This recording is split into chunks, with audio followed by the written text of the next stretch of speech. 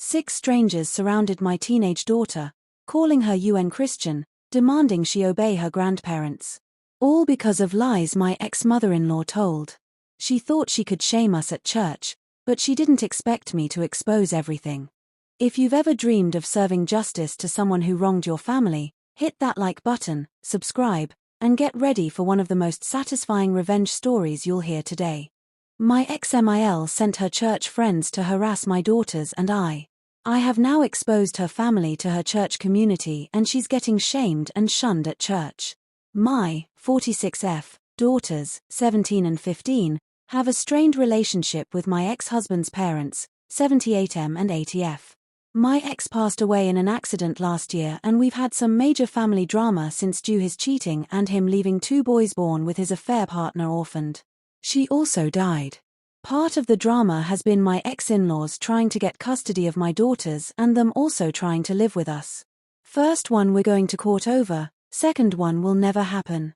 Where we live there's a weekend market with fresh produce, eggs, meats, and other products straight from farmers. This week was extra special since it was my youngest birthday. Since her party is later in the month, I decided to give her a budget and set her loose on the market to get whatever she wanted. Mostly chocolate and sweets. After an hour, I did start getting worried, and just before I called her, she called me. She was crying, saying some weird people have cornered her. I ran to her with my oldest daughter to find 6 older women berating my daughter for being unchristian, for refusing to spend time with her paternal grandparents, or for wanting to be a good big sister to her poor orphaned baby brothers. My daughters are the ones that found out about my ex cheating and the babies, so they aren't fond of the kids.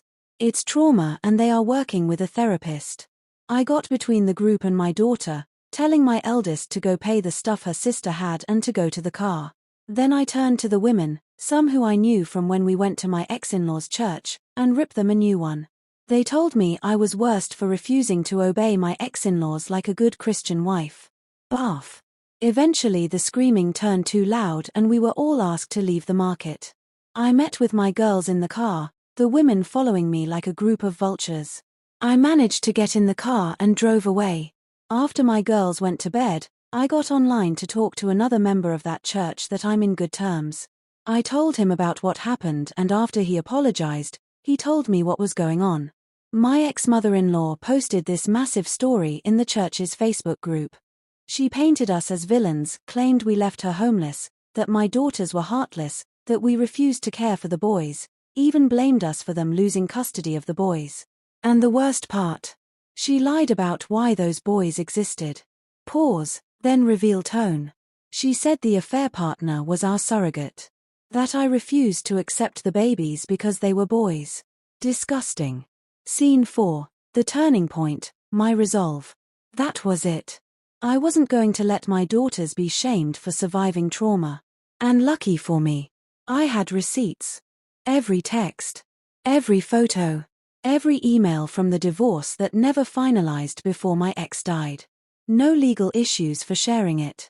And I was about to. I spent the next day at a print shop. Printed every photo of my ex and his mistress. Every text message where his parents supported the affair. Every email where they called my daughters bastards and blamed them for their father's death, just 2 days after he died. I didn't stop there. I made personalized binders, looked just like the little hymn packets the church hands out for Sunday service. And on the very first page, a big glossy photo of my ex and his side chick making out in our living room, with their names underneath. Ex-husband's name and affair girl's name love story.